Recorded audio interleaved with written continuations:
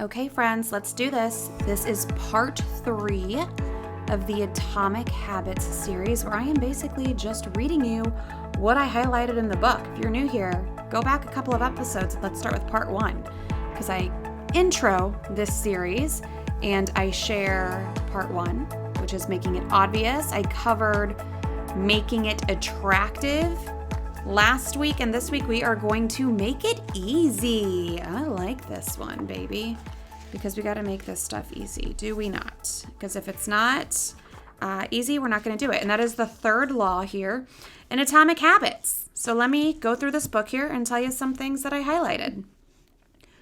When you're in motion, you're planning and strategizing and learning. And those are all good things, but they do not produce a result.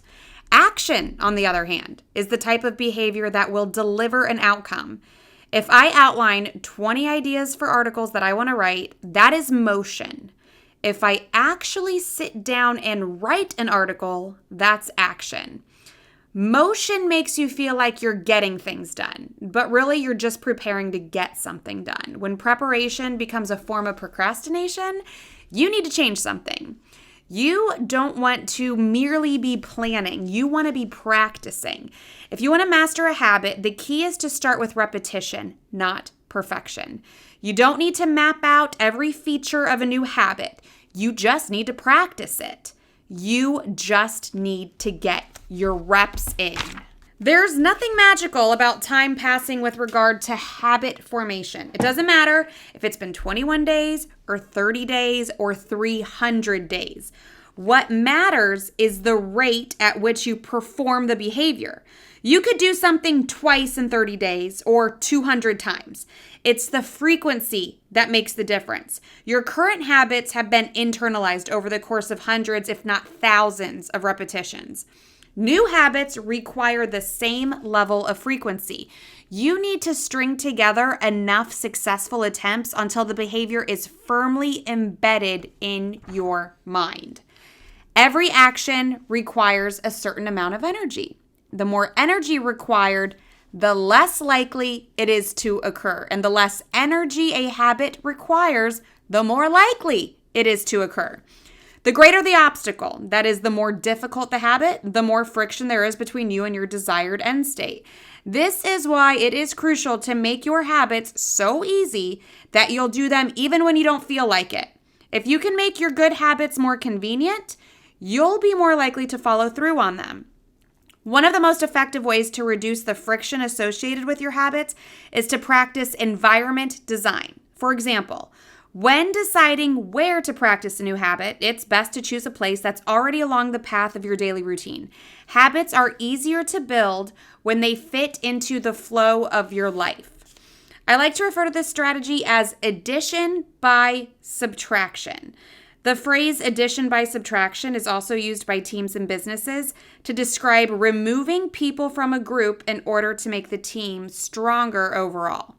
When we remove the points of less friction that sap our time and energy, we can achieve more with less effort. Successful companies design their products to automate, eliminate, or simplify as many steps as possible. The central idea is to create an environment where doing the right thing is as easy as possible. Much of the battle of building better habits comes down to finding ways to reduce the friction associated with our good habits and increase the friction associated with our bad ones. A little bit of friction can be the difference between sticking with a good habit or sliding into a bad one. Imagine the cumulative impact of making dozens of these changes and living in an environment designed to make the good behaviors easier and the bad behaviors harder. Whether we approach behavior change as an individual, a parent, a coach, a leader, we should ask ourselves the same question. How can we design a world where it's easy to do what's right? Redesign your life so the actions that matter most are the actions that are the easiest to do. Researchers estimate that 40 to 50% of our actions on any given day are done out of habit. This is already a substantial percentage, but the true influence of your habits is even greater than these numbers suggest. Habits are automatic choices that influence the conscious decisions that follow.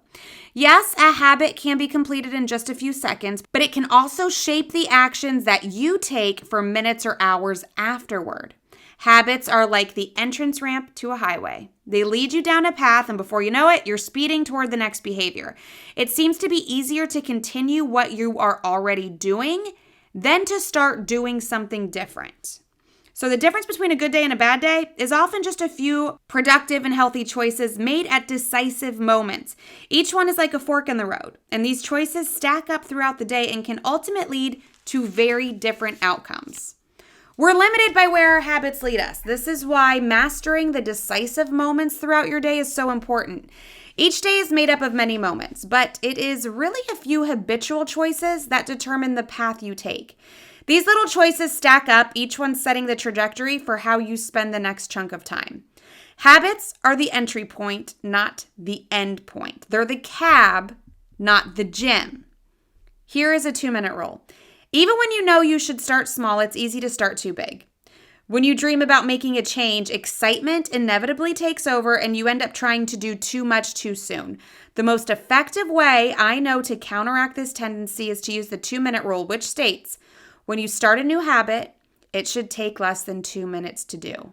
You'll find that nearly any habit can be scaled down into a 2-minute version.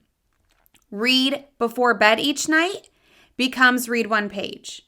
Do 30 minutes of yoga becomes take out my yoga mat. Study for class becomes open my notes. Fold the laundry becomes fold one pair of socks.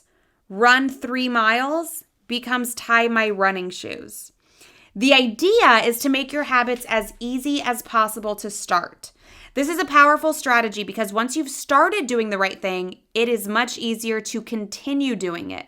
A new habit shouldn't feel like a challenge. The actions that follow can be challenging, but the first 2 minutes should be easy. What you want is a gateway habit that naturally leads you down a more productive path. The point is to master the habit of showing up. The truth is, a habit must be established before it can be improved. As you master the art of showing up, the first 2 minutes simply become a ritual at the beginning of a larger routine. This is not merely a hack to make habits easier, but actually the ideal way to master a difficult skill. The more you ritualize the beginning of a process, the more likely it becomes that you can slip into the state of deep focus that's required to do great things. At some point, once you've established the habit and you're showing up each day, you can combine the 2-minute rule with a technique we call habit shaping to scale your habit back up toward your ultimate goal. Start by mastering the first 2 minutes of the smallest version of the behavior, then advance to an intermediate step and repeat the process, focusing on just the first 2 minutes and mastering that stage before moving on to the next level. Because eventually you'll end up with the habit you had originally hoped to build while still keeping your focus where it should be, which is on the first 2 minutes of the behavior. Sometimes success is less about making good habits easy and more about making bad habits hard. So this is an inversion of the third law of behavior change, which means make the bad habit difficult. A commitment device is a choice you make in the present that controls your actions in the future. It's a way to lock in future behavior, bind you to good habits, and restrict you from bad ones. Commitment devices are useful because they enable you to take advantage of good intentions before you can fall victim to temptation. Whenever I'm looking to cut calories, for example, I'll ask the waiter to split my meal and box half of it before the meal is served. If I waited until the meal came out and I told myself I'll just eat half, that would never work. The best way to break a bad habit is just to make it impractical to do. Increase the friction until you don't have the option to act. This is how you break a bad habit. You reduce exposure. Remove the cues of your bad habits from your environment. Make it unattractive. Reframe your mindset. Highlight the benefits to avoid those bad habits. Make it difficult. Increase friction. Increase the number of steps between you and your bad habits. Use a commitment device. Restrict your future choices to the ones that benefit you. If you want to make it easy, you reduce friction. You decrease the number of steps between you and your good habits. Prime the environment. Prepare your environment to make future actions easier. Master the decisive moment. Optimize the small choices that deliver outsized impact. Use the 2-minute rule. Downscale your habits until they can be done in 2 minutes or less. And finally, automate your habits. Invest in technology and one-time purchases that lock in future behavior. That is it for the third law, which is make it easy. The fourth law is make it satisfying, and I will get into that in the next episode.